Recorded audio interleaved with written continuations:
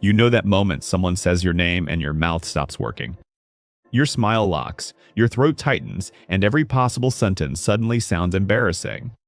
Everyone else looks effortless, like conversation is oxygen, while you feel trapped underwater. So you go quiet again, then replay the silence later like security footage. Not because you had nothing, but because you judged every word before breathing. Nobody sees the storm. Only the calm face parked above all that panic. They call you reserved, while your mind is sprinting laps behind eye contact.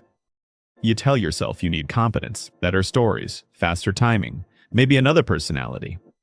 But that theory breaks whenever you feel safe and suddenly become funny again.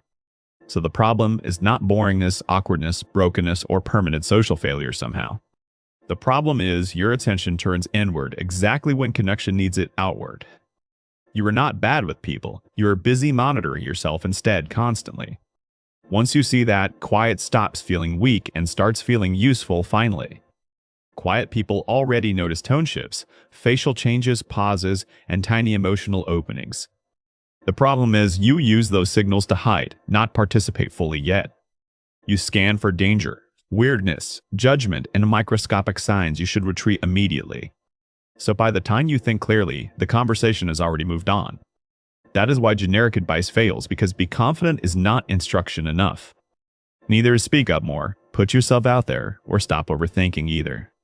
Those phrases sound helpful until strangers appear and your cup becomes emotional armor. What you need is not louder energy, but a different job description entirely. I will show you how quiet people talk freely without faking extroversion today.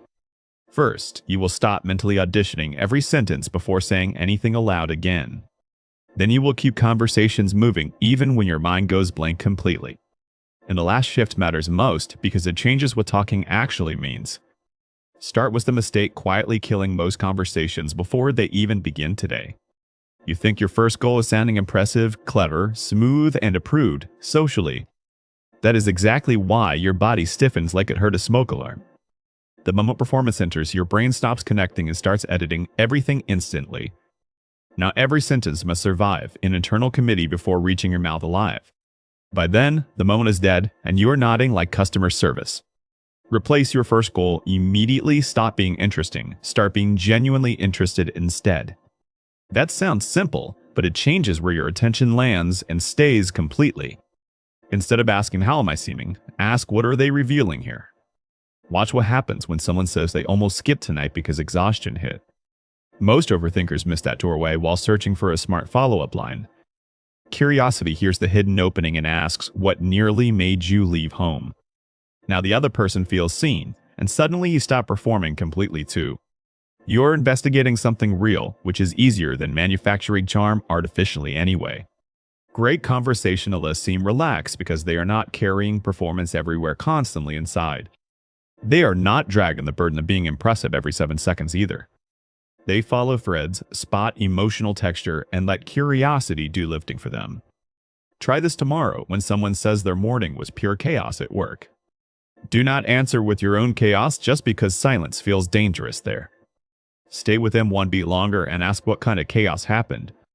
That tiny pause feels terrifying because your old habit is proving competent socially. But that extra beat says something stronger. I heard you. Keep going honestly. When I keep going, pressure leaves your body because momentum now exists between.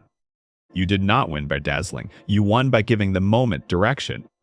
If this is hitting hard, like the video and subscribe for more lessons. And tell me where you overthink most, strangers, coworkers, dates, or friends usually. Now let us fix the next trap, waiting for the perfect line forever. Quiet people often believe better timing will appear if they think longer first. It will not, because conversation is less like chess and more like catch. Hold the ball too long and everybody feels the energy sag awkwardly down. A decent response on time beats a brilliant response after the funeral always. Give yourself a new rule. Respond to direction, not perfection anymore from now. You do not need the best sentence. You need one moving things forward. Simple questions move, honest reactions move, playful observations move, even small admissions forward. Imagine someone says they are training for a marathon and you blanked instantly. Old you panics, rejects 5 responses and mutters, "Wow, that is cool maybe." Do you grabs direction and says, "That is intense. What started it though?" Notice how ordinary that sentence is and how little genius it needs anyway. Its power comes from movement because movement keeps pressure from hardening around you. The longer you wait, the more your brain treats speaking like jumping rooftops. The faster you toss something back, the calmer your nervous system becomes afterward. That is why short sentences are your friend, not your embarrassment here either. Overthinkers worship polished paragraphs, while real conversation runs on scraps and fragments daily. People say, "No, wait, that is wild." Seriously, and connection still happens. Stop acting like every line needs structure, polish, and emotional soundtrack attached. You are keeping human rhythm alive, not delivering sworn testimony to strangers. Here's a drill that feels stupid until it works immediately everywhere. For 1 week, answer faster using less thinking and fewer unnecessary words. Not recklessly, just sooner and simpler than your anxious perfectionist prefers today. When a barista jokes, smile and toss something light straight back there. When a coworker complains about meetings, say they are multiplying like gremlins. When a friend mentions heartbreak, say that sounds heavier than you admit. Those lines work because they are timely, human, and easy to extend. You are teaching your brain that talking is just small catches repeated. Not one final exam deciding whether you deserve social survival forever today. Even with these shifts, one moment still terrifies quiet people most everywhere. The blank moment when eyes turn towards you and your mind evaporates. Most people spiral there because they mistake blankness for incoming failure instantly. But blankness is normal transition mislabeled as catastrophe by your panic system. You do not need brilliance instantly to remain socially safe there either. You need a bridge sentence that buys time without sounding robotic somehow. Bridge sentences are stepping stones across sudden fog inside conversation for you. Say, "Wait, that is interesting," or "I never thought about that before." Those lines keep you present while your brain catches up quietly behind. You are staying in the exchange, not pretending instant perfection exists anyway. Staying in the exchange matters more than sounding instantly polished ever there. Imagine being asked what you do for fun at dinner by strangers. Your brain reaches for a personality summary and finds only smoke there. Instead, say your hobbies sound boring until you explain them properly honestly.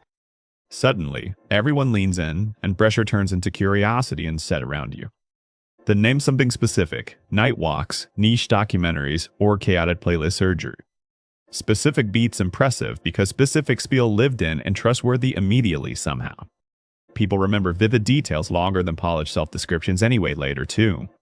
Somebody saying "I like music" disappears before dessert even arrives there tonight. Somebody saying "I built playlists for moods I hope never happen" lingers. Quiet people notice strange details. Other people skip without realizing it usually. Use that because conversation gets easier when you stop speaking resume language. Speak from scenes, moments, textures, and weird little specifics instead of summaries.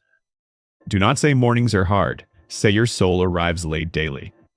Do not say work is busy. Say your inbox breeds monsters overnight. Vivid language does not require extroversion. It requires honest noticing of feeling. Quiet people are excellent feelers when they stop censoring themselves first constantly. Now for the social myth hurting quiet people more than anything else. You think good talkers connect by always having more things said ready.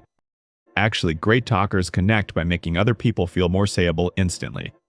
That difference matters because your value is not verbal volume alone, ever. Your value is how alive people feel while talking around you instead. Think about the people who make you relax almost immediately around them. Usually they are not performing. They are giving room without awkwardness there. They listen with shape, react warmly, and ask pleasantly specific questions back. That is a real skill, and quiet people can master it beautifully. Stop treating silence like a flaw, and it becomes timing for you. A half-second pause can make your attention feel deeper instantly there. A calm face can steady nervous energy instead of magnifying it nearby. A measured response can make chaotic people feel surprisingly understood nearby too. Stop copying the loudest person and start refining your actual strength instead. Your goal is not louder, your goal is easier connection with people. That means fewer rehearsed lines, more real observations, and better aim emotionally. When someone says life feels busy, do not ask busy with what. Ask whether it is good busy or quietly ruining their week instead. That question offers emotional categories, which makes answering easier and faster immediately. People open faster when you help them locate their own experience clearly. Once they open, you stop needing to invent constant material yourself entirely. Now you're responding to life instead of dragging conversation behind you. Here's where quiet people discover something almost unfair about themselves later. When pressure drops, your personality was never missing, only heavily guarded inside. Humor returns, timing appears, warmth shows up, and intelligence becomes reachable again. Not because you became someone else, but because you stopped interrupting yourself. And that leads to the biggest reveal most advice completely misses today. Overthinking is not a talking problem. It is self-protection disguised badly. You are not searching for words. You are searching for safety first. Safety from sounding weird, being judged, seeming needy, boring, or excessive there. So every conversation becomes a courtroom where you defend existing aloud somehow. No wonder you feel exhausted before the appetizer even shows up anyway. The breakthrough comes when conversation stops being proof and becomes discovery instead. Discovery asks, what is here, true, interesting, and human between us, right? Proof asks, am I enough, normal, likable, safe, and properly edited today? One creates presence, while the other creates paralysis inside your body quietly. One makes people feel met, the other makes you disappear inward completely. Real social confidence is not thinking better thoughts before speaking aloud ever. It is needing less reassurance from every room and interaction you enter. And strangely, the less you need approval, the warmer you become naturally. Because then you can risk tiny honesty, curiosity, imperfection, and pauses safely. You can say, I always overthink meeting people instead of hiding completely. You can admit you forgot your point, then keep smiling anyway afterward. You can ask real questions because you are not guarding reputation constantly. Talking gets easier when you become unhidden, not when flawless, finally. People do not connect deepest with polished performance or social armor either. They connect with aliveness, attention, and the relief of openness near them. Next time your chest tightens and your brain starts editing, remember this. Your job is not sounding perfect enough to deserve conversation at all. Your job is staying long enough for something real to happen there. Then quiet stops being what holds you back from people entirely anymore. It becomes what lets people hear something honest when you speak finally. The best connectors are not the ones with fastest mouths in rooms. They are the ones who stop hiding long enough to be met.